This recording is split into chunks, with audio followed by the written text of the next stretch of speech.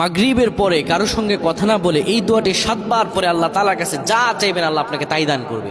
অভাবে আছেন, ঋণগ্রস্ত আছেন, মাথায় টেনশন, ঋণের বোঝা, বাড়িতে থাকতে পারতেছেন না, আল্লাহ সব আপনার পেরেশানি দূর করে দেবে ইনশাআল্লাহ। যদি আপনি আমলটি করতে পারেন, আমল মানুষের জীবন বদলিয়ে দেয়, আমল মানুষের জীবনকে পরিবর্তন করে দেয়। আল্লাহ তাআলা আপনার সব দোয়া কবুল করে নেবেন ইনশাআল্লাহ।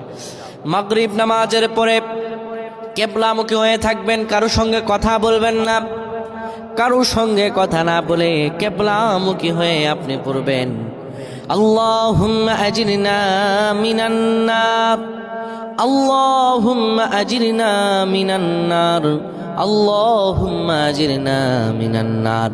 যদি এটি আপনি মাগরিব নামাজের পরে কারোর সঙ্গে কথা না বলে পড়ে 7 বার পরে দুটি হাত তুলে আল্লাহর কাছে দোয়া করেন, আল্লাহ জাহান্নামের আগুন থেকেও বাঁচাবেন এবং আল্লাহ আপনার সব দোয়াগুলো কবুল আর মঞ্জুর করে নেবেন।